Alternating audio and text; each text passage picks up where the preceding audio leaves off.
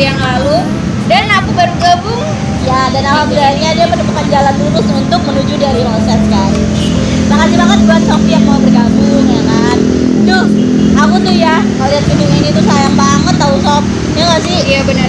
Gimana sih kesan pertama kamu melihat gedung yang udah terbengkalai seperti ini?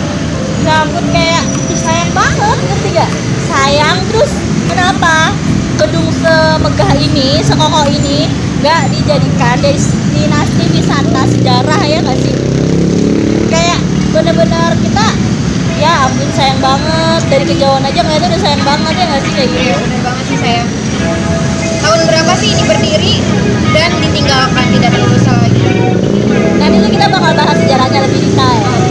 Tapi di sekeliling sini tuh ya banyak banget orang jualan lewat ya Sob ya. Jadi sebenarnya kalau misalkan dibilang ini gedung terbengkalai Sob, ini tuh terbengkalainya yang masih orang banyak sekelibet Iya, masih lewat. digunakan untuk lalu lalang, Iya. berdagang. Dan gue nih kalau misalkan pulang dari kantor, tuh suka banget ngeliat ojol-ojol tuh banyak berjejer di sini ngumpul ya nggak sih gitu. Kalau misalkan kita saran ke pemerintah gimana ya Sob ya, untuk dijadikan destinasi gitu kan. Iya, destinasi tempat bersejarah. Iya, Apalagi ini benar-benar dulunya drama banget sih. Iya. Dan luar biasa banget. Tapi sekarang udah kayak gini, dilupakan begitu aja. Iya guys, kalian tuh harus tahu kalau misalkan gedung ini menjadi saksi sejarah kelam bahwasanya kita pernah mengalami masa di mana ada pemberontakan ya kan. Sofi kenal nggak sih PKI dari dalam itu? Maksudnya PKI secara mendalam kenal nggak? Gimana tuh? Sejarahnya atau siapa aja gitu yang ada di dalam? Nah, untuk lebih jelasnya, kita lihat ya. Sejarah PKI itu seperti apa sih? Gimana Iya. perjuangannya, gimana proses di dalamnya, kayak gimana? Check it out. Gitu.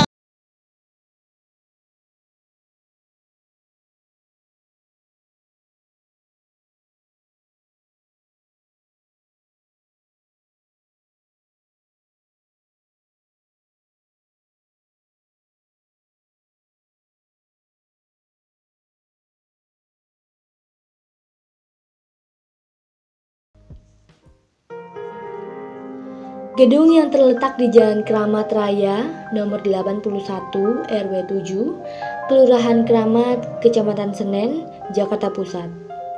Bekas markas utama dari kelompok anti kapitalis ini atau kerap disebut Komite Sentral PKI, dibangun sekitar tahun 1962. Dikutip dari historia.id, menurut Ahmad, sebelum dibeli tanah ini, sejatinya area tersebut merupakan kawasan pertokoan yang ditempati oleh seorang pedagang Tionghoa dan seorang pedagang Arab. Mereka masing-masing menjual barang-barang kelontongan dan tempat tidur. Tak ada masalah dalam proses jual beli tanah tersebut. Aslinya, CCPKI memiliki luas tanah lebih dari 3 hektar. Tanah seluas itu membentang dari Gang Sentiong atau sekarang bernama Jalan Kramat Sentiong hingga Gang Lontar dan memiliki batas memanjang ke belakang hingga rel kereta api. Di kawasan itu pula, selain dibangun kantor pusatnya, PKI berencana akan membangun juga lapangan olahraga dan perumahan untuk karyawan-karyawannya. Belum lama, 3 tahun lalu, gedung ini sempat membuat jagat Nusantara geger. Pasalnya, pernyataan Mayor Jenderal TNI Kiflan Zen yang menyebutkan adanya tanda kebangkitan Partai Komunis Indonesia ini akan memakai gedung itu kembali. Tentu saja kemudian menimbulkan polemik dan memancing perhatian publik. Dikutip dari kompas.com, wawancara bersama Ketua RW 7 Senpat, yaitu Bapak Murni, yang sudah tinggal di sana sejak 1934, mengatakan pertemuan di gedung itu selalu tertutup. Kami cuma sekedar tahu aja. Oh, ramai. Berarti ada rapat. Mereka memang enggak berkomunikasi sama warga kampung, ujarnya. Dapat dipastikan juga anggota yang hadir tidak ada yang berasal dari warga setempat. Tim redaksi Kompas juga mewawancarai Lurah Kramat yaitu Suparjo, beliau juga meyakini PKI tak akan eksis lagi. Kembali dia meyakinkan bahwa wilayahnya memiliki sistem jaringan informasi yang cukup kuat, sehingga mampu mendeteksi jika ada aktivitas yang menyimpang dari pergerakan PKI. Isu yang beredar tentang pembangunan gedung ini yaitu melibatkan arsitek-arsitek dari Uni Soviet, namun dibantah oleh Martin Aleida, salah satu wartawan harian rakyat dari surat kabar yang berafiliasi dengan PKI. Arsiteknya adalah Ir Sakirman, tokoh PKI yang juga merupakan adik dari Mayor Jenderal Siswondo Parman, ujar Martin. Dikutip dari Historia.id, Siswoyo sebagai orang yang pernah menghuni gedung itu memiliki kesan spesial. Mantan anggota sekretariat CC PKI tersebut, selain mengatakan letaknya sangat strategis, gedung CCPKI ini bernilai sangat artistik karena di seputar ruang tamu dihiasi dengan berbagai relief dan patung karya para seniman komunis dari Yogyakarta. Dan yang tak banyak orang luar PKI tahu, di dinding ruang tamu juga dipasang 3 foto. Yang pertama tokoh TNI Jenderal Sudirman, lalu tokoh nasionalis kiri Ir Anwari, serta tokoh pendidikan nasional Ki Hajar Dewantoro. Orang saat itu mengira pembangunan kantor CCPKI ternyata hanya akan sampai lantai 4 saja.